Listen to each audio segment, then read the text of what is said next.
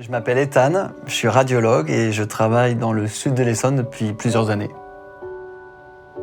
Et moi, je m'appelle Sophie, je suis médecin généraliste et je travaille aussi dans le sud de l'Essonne depuis plusieurs années maintenant. Donc on s'est toujours dit, après avoir fini nos études de médecine, qu'on quitterait cette ambiance un peu grande ville pour commencer notre vie professionnelle dans un endroit un peu plus vert. On sortait de plusieurs années d'études à Paris et c'est vrai que la vie grande ville, ça a toujours fait partie du chemin, mais c'était pas un aboutissement en soi. Après, on a quand même passé de très très belles années à Paris. Oui, clairement. Ça nous a laissé des souvenirs étudiants inoubliables. À cette époque, on pensait déjà à notre rapport professionnel et personnel une fois diplômé. Et l'idée de s'aventurer vers un territoire très porté sur le local, c'est vraiment ce qu'on recherchait dans le monde professionnel. Et vers la fin de nos études, Sophie m'a parlé du Sud-Essonne avec un argument phare, c'est à seulement 1 heure de Paris. Et donc là, je lui ai dit « Ok, on en parle après mon chapitre physique générale des rayonnements ». Et à peine quelques jours plus tard, on s'est décidé de tenter une aventure petites vacances, histoire de se familiariser et de mieux s'approprier le territoire.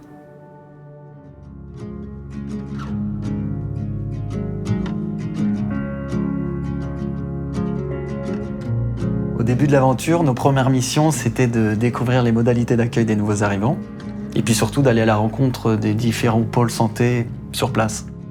L'isolement, la recherche d'un logement, les recherches d'un travail, comme beaucoup au départ, c'était les grandes craintes qu'on avait pour notre projet.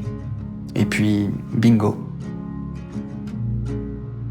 On a été mis en relation avec le docteur Aran, qu'on est allé rencontrer à la maison de santé de Pucet.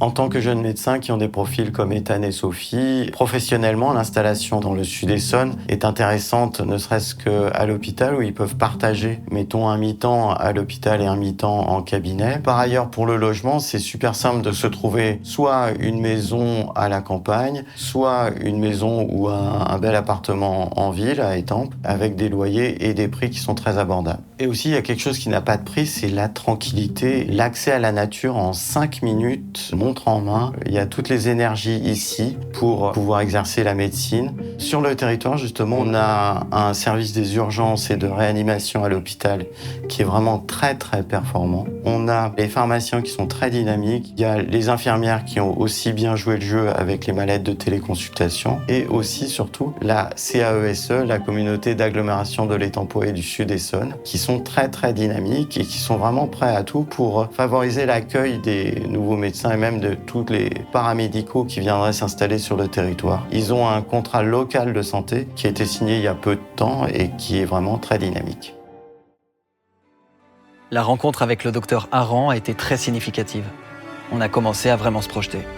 On a réellement ressenti une belle énergie monter en nous. Notre installation ici a marqué le début d'un vrai nouveau départ. Dans le Sud-Essonne, à seulement 1 heure de Paris.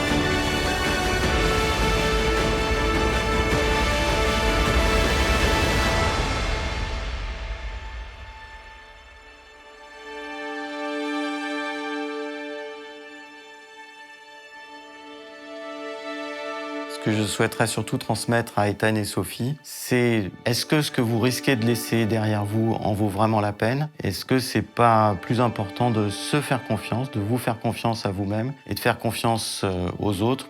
Et il y a cette phrase de Pierre-Georges Latécoère qui dit que cette mission est impossible et qu'il reste qu'une seule chose à faire, la réaliser.